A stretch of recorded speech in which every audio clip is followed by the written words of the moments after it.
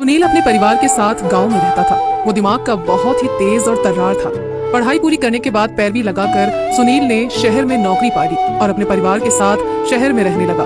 सुनील गांव से शहर तो आ गया था, पर उसकी सोच में कोई बदलाव न आया। अरे बाबा, ये क्या यहाँ दीवार के सहारे खड़ी हो? लगता है आते ही बॉस को गुस्सा दिलाने का सोच लिया है तुमने। तुम समझते क्यों नहीं सुनील? उफ, ट्राई टू अंडरस्टैंड। जाओ और जरा नेहा को मेरे पास भेज दो प्लीज। जाओ और खुद ही उसे बुला लो। पढ़े लिखे गवार हो तुम, गवार। ये कहकर दीवार के सहारे बड़ी मुश्किल से प्रभा अपने दुपट्टे से खुद को ढके बाथरूम की ओर बढ़ने लग जाती है कि तभी उसका दुपट्टा फिसल जाता है और सभी की नजरों में उसका पीरियड स्टेन आ जाता है। ओह गॉड, प्रभा तुम्हें तो बवासीर है। पूरे ऑफिस में सुनील के अलावा किसी के चेहरे पर कोई एक्सप्रेशन नहीं था। सुनील को हंसता देखकर सब हैरान थे। You are impossible Sunil. Sunil की सोच से सभी परेशान थे। गांव से वो शहर तो आ गया था, पर उसकी सोच बहुत ही छोटी थी। उसे औरतों के दर्द से ना ही फर्क पड़ता था, ना ही उसके मन में कोई सहानुभूति थी, और वहीं उम्र शादी की हो चली थी। सुनील, ऑफिस की क्या कोई लड़की पसंद है तुझे? अरे तुम भी ना माँ, कोई नहीं है। वही मैं कह रही थी कि होगी भी तो छोड़ने का वक्त आ गया था। एक लड़की है, जब मैं मॉर्निंग वॉक पे जाती हूँ वो मंदिर में पूजा कर रही होती है। ऐसी ही संस्कारी बहू ढूंढ रही थी मैं। अब बस उसके परिवार वालों से बात करके सब नक्की करना है। दोनों परिवारों में बातचीत हो जाती है। पुष्पा की चिकनी चुपड़ी बातों में कनिका के परिवार वाले आ जाते हैं और सुनील की शादी कनिका से हो जाती है और वो बहू बनकर उनके घर आ जाती है। घर की दहलीज पर ही कनिका को रोकती हुई पुष्पा कहती है, देखो बहू, अब तुम अपने घर की नहीं रही, इस घर की हो, तो तुम्हारे लिए वही सब सच होगा जो सुनील कहे और जो मैं कहूँ। इस घर के लोगों की बातें मानकर चलोगी तो जीवन स्वर्ग रहेगा, वरना तुम तो समझदार हो। गृह प्रवेश के वक्त ही ऐसे शब्दों से स्वागत होगा, कनिका ने ऐसा नहीं सोचा था।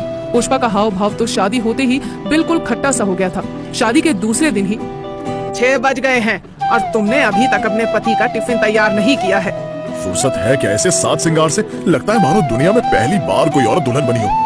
कनिका, जा टिफिन बना।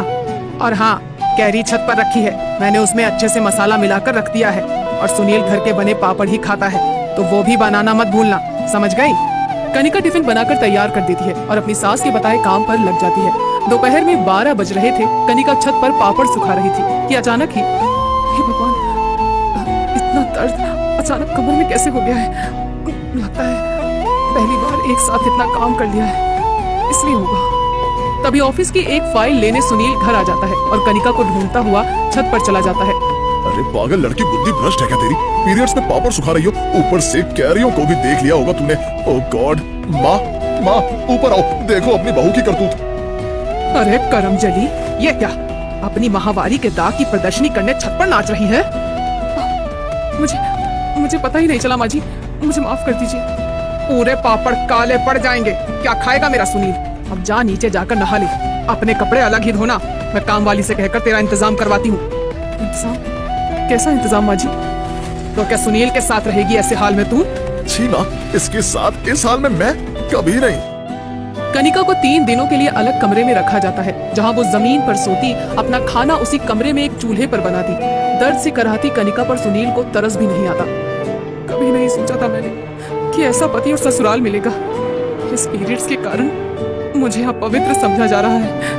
हे भगवान, ये सब क्या है? कनिका पढ़ी लिखी शहर की लड़की थी।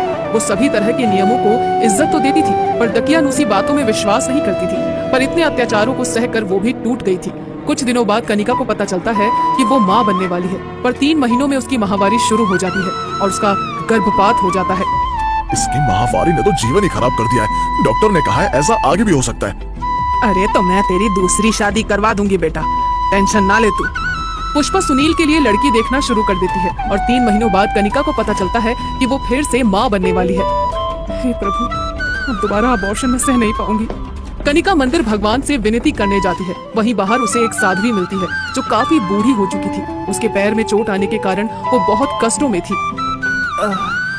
हे प्रभु, घबराइए मत माँ जी, मैं अभी दवा लाकर देती हूँ आपको, सब ठीक हो जाएगा। कनिका उस साध्वी की पूरे मन से सेवा करती है और वो रोज उसे खाना भी देती और उसके घाव पर मलहम लगाती। घाव जब भर जाता है तो वो कहती है, ये सेब आज रात को तू खाकर सो जाना। जिस चीज का डर था वो अब नहीं होगा, चिंता मत कर बेटा। कनिका आधे सेब को खाकर फ्रिज में रख देती है और सोने चली जाती है। रात को सुनील आधे बचे हुए सेब को खा लेता है और अगली सुबह माँ मेरा पेट, मेरी कमर। पुष्पा भागकर कमरे में आती है और दर्द से कराहते अपने बेटे को देखकर चौंक जाती है। तभी उसकी नजर बिस्तर की चादर पर लगे खून के दाग पर पड़ती है। अरे ये क्या है? तुझे क्या हुआ बेटा? और तेरे पैंट में भी ये खून लगा है, ये सब क्या हो गया है?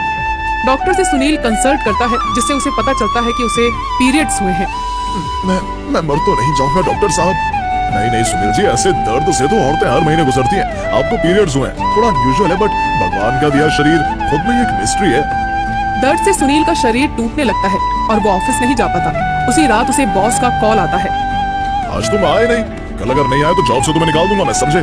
पीरियड्स में कैसे जाए कोई ऑफिस? इस बॉस को जरा भी दया नहीं है। अरे कनिका यार, ये स्टेन हर जगह लग जा रहे हैं।